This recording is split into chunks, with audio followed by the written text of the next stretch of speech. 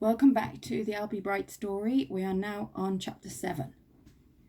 Sir Isaac Newton invented gravity. Well, he didn't invent it, but he definitely discovered it. One minute he was sitting under a tree minding his own business, and the next minute an apple falls down out of the tree and clonks him on the head. Most normal people would just think, ouch, or why did I decide to sit under this flipping tree? But Sir Isaac Newton was a scientist, and instead he wondered why apples always fall down and not up. Newton worked out that gravity was the reason why and came up with his 3 laws of motion to describe how things move scientifically. Newton's third law of motion says that for every action there is an equal and opposite reaction. So when this alternative universe Albie hits me in the face, I end up hitting the floor. Now, it's not like he knocks me out with a single punch. But when I step back in surprise at being hit in the face, I trip over a pile of comic books, bang my head on the edge of the desk, and knock myself spark out. When I open my eyes again, I discover I've been gaffer-taped to a swivel chair by my evil twin from a parallel universe who's now leaning over me holding a compass set. And from the expression on his face, it doesn't look as though he is planning to use it in a very mathematical way. "What are you doing in my bedroom?" he says, menacingly jabbing the compass in my direction. I try to explain how I've used a quantum computer, a Geiger counter and a banana to travel from another universe inside a cardboard box. How I'm searching for my mum and to make everything right again. I even want to ask if he's seen my next door neighbour's cat, but with the gaffer tape over my mouth, this all comes out more like As well as my mouth, my arms and legs are wrapped in gaffer tape too, pinning me to the chair. I try and pull myself free, but this just spins the chair round, and I end up tipping myself sideways. This other Albie leans forward, the point of his compass now dangerously close to several of my vital organs, as well as a few others that probably aren't so vital, but that I'm still kind of attached to. In my chest, my heart is beating faster than an atom whizzing round the Large Hadron Collider. Okay. Maybe not quite that fast, as that would result in a serious heart attack, but fast enough to show that I'm pretty freaked out by the whole situation. It's not because I'm scared, although the compass is definitely keeping me on my toes. It's the total weirdness of seeing my own face staring back at me. You might think that you see your own face in the mirror every day, but you never see your face in the same way as everybody else does. The face you see in the mirror is reversed. If you've got a spot on your right cheek, in the mirror, it looks like it's on the left. Try it yourself. Hold this book up to a mirror and you'll see the words on the page are the wrong way round. So this was the first time I'd ever had the chance to see what I really look like. And to tell you the truth, it's kind of creepy. This parallel universe Albie, I'll just call him Bad Albie for short, has the same green eyes, the same dark brown hair, the same mouth and nose, and even the same mole on his cheek as me. I can even see parts of my face that you can never see properly in a mirror, like inside my ear and that bit under my chin. All these features are put together in exactly the same way, but this Albie looks different to me. He looks mean. "I know what you are," Bad Albie hisses, reaching up to pull the tape from my mouth. "You're a clone." Ow! Now, I should put him right straight away, but I'm too busy checking that he hasn't ripped off half my face along with the gaffer tape. "So this is the secret science project that my dad's been working on for the past year," he says. All the time he said he was working on perfecting cold fusion, when really he was creating a clone of me. As Bad Albie babbles in my ear, my stomach takes a nosedive, a delayed reaction to travelling into a parallel universe, I suppose, and I throw up all over the floor. Oh no, not on my X-Men comics.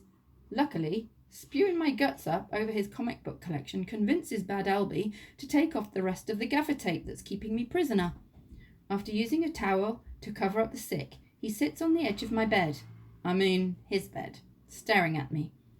"You're not going to puke again, are you?" he asks. "That must be the side effect of all the cloning drugs my dad's given you." I'm still feeling pretty sick, but I manage to shake my head in reply. "I'm not a clone," I tell him. Bad Albie laughs sourly. "Of course you're a clone. Just look at you." In my bedroom there's a mirror on the wall facing me, and as I glance up, I see that this universe has got the same. My reflection stares back with this alternative Albie sitting next to me, the two of us, creating our own mirror image. So what was my dad's plan? Bad Albie asks. Create a new happy family with the real me out of the picture? Get you to kidnap me and take my place so you can play the part of the perfect son? Am I too much trouble for him now? He's the superstar scientist on every TV screen. Isn't it enough that he leaves me stuck here in this stupid village while he jets off to the White House? I know Dad said I was on my final warning after that last detention at school, but I didn't think that meant he'd replace me with a programmed clone. My head spins as Bad Albie spits out his crazy theory. I might be in a parallel universe, but it doesn't sound like much has changed for my superstar scientist dad. But what's all this nonsense about kidnapping and clones? Wait a minute. What do you mean, the White House? Duh. Bad Albie pulls a face like he's talking to the most stupid person in the universe. Have the cloning drugs fried your brain too? It's where the President of the United States lives. He pulls out his mobile and swipes the screen. Take a look. My dad tweeted this a couple of hours ago. I look down to see a picture of Dad's face staring out from his Twitter profile. My evil twin taps on Dad's latest tweet, which zooms out to fill the screen of his smartphone. Beneath this tweet was a photo of my dad in the old Oval House of the White House. He's shaking hands with someone who looks like a Hollywood film star, his broad smile dazzling the camera, while my dad just pulls a geeky grin like he can't quite believe who he's shaking hands with. Neither can I. On his TV show, Dad usually rubs shoulders with pop stars and celebrities, pushing stand-up comedians wearing suits made out of Mentos mints into dunk tanks filled with Diet Coke. But this picture shows him shaking hands with the President of the United States in this parallel world. I look up at Bad Albie as he swipes the photo away. I'm beginning to realise that a brand new planet between Jupiter and Mars isn't the only difference between his universe and mine. In this universe, Dad's Twitter profile says he is the inventor of cold fusion, but I don't have a clue what this means. What is cold fusion? The expression on Bad Albie's face hardens into a frown. Don't you know anything, clone boy? He sneers. You're not going to be able to fool anyone that you're me if you don't even know a simple fact like that. Cold fusion is my dad's brilliant invention that should have made him a billionaire. Nuclear energy from a fusion generator the size of a microwave oven. The power of the stars in every home and business across the world, safe, cold and clean. No more global warming, no more food shortages, no more poverty. Unlimited energy helping to solve every problem the world has ever known. All given away for free by my dad's stupid charity, the CEB Foundation. This alternative universe, Albie, is really starting to annoy me. My dad might be a scientific genius in this parallel world, but why am I such an idiot? I try to stay calm. I didn't come here to get into an argument with myself. I came here to find my mum. So what does Mum think about all this? I ask him, trying to keep the sarcasm out of my voice. Surely she's going to have something to say if she finds out Dad's planning to swap you for a clone. Bad Albie stares at me like I've just asked him to jump into a black hole. My mum's dead. He spits out the words one by one, his face flushed with anger. She died of cancer when I was just a baby. My heart seems to freeze in my chest. No, she can't be dead, not here.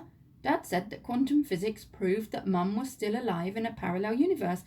But according to Bad Albie, this just isn't true. You've probably got her name stamped on the sole of your foot, he says, still staring at me with hate in his eyes. The Charlotte Elizabeth Bright Foundation makes all of my dad's inventions now, from cold fusion to clones. He said he named the charity after my mum to keep her memory alive, but he can't wait to forget about me. You're the proof of that. I glance up at the poster of the solar system above Bad Albie's head, staring blankly into space. The bright purple planet between Jupiter and Mars starts to blur as the tears leak from my eyes. A parallel universe might have one tiny change, Dad said, and in this universe I've got the wrong one. The black hole in my heart aches even harder. If I had a Death Star, I'd blow this brand new planet to smithereens. But deep down I know this wouldn't bring Mum back. I wipe my eyes angrily. I feel like I'm losing her all over again, but this other Albie doesn't even seem to care. Behind him I can see the cardboard box still on its side. In the shadows at the back, endless lines of zeros and ones scroll across the screen of Mum's laptop. It's still hooked up to the Geiger counter with the banana resting alongside, all ready to go radioactive again. All I need to do is wait for Bad Albie to turn his back, and then I can crawl inside that box and escape from this stupid parallel universe. But he's still staring at me, an evil grin slowly spreading across his face. Suddenly, I feel like I'm in one of those cartoons where Bugs Bunny and Daffy Duck are both starving hungry, and Bugs starts to imagine that Daffy has turned into a giant hot dog. At least, that's the way Bad Albie seems to be looking at me now. What? I ask him, still trying to work out how quickly I can get inside the box. If my dad's made a clone to keep me in line, then you'd better start earning your keep, he says. If he wants me to behave myself at school, then you can go to school for me instead. I stare back at him in disbelief. No way! I've not travelled to a parallel universe just to go back to school. I glance back at the cardboard box, trying to work out if I can dive past my evil twin to make my escape. There's no way I'd even have time to get the lid shut. I can't, I tell him. I can't go to school for you. I babble out the words as my brain whirs, trying to think of excuses. It's like you said, I don't know anything. How am I supposed to convince everyone that I'm you? You're a clone, Bad Albie tells me with a hint of menace in his voice. That's what clones do, pretend to be something they're not. If my dad wants a perfect son, then you can be the one who's top of the class. Meanwhile, I get to stay here and take it easy. He picks the compass up off the desk and waggles it in my direction. Anyway, you're already dressed for the part. Once you take that stupid back-to-front mask and body armour off. I thought Dad had thrown that away last year when he swapped my BMX bike for a hover scooter. I open my mouth to protest, but then quickly close it again, as Bad Albie prods the point of the compass against the front of my BMX vest. Let's see how you like being me, clone boy. Okay, so your work to go with this chapter is to think about the good Albie, so the original Albie Bright, and the bad Albie, and I want you to see if you can put a list of similarities and differences between the two. So, for example, if you imagine what they look like, so their appearance, that would be a similarity. And what would be different about them?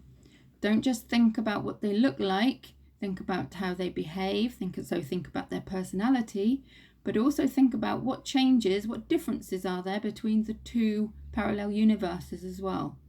So if you can write that for me, and I look forward to reading that.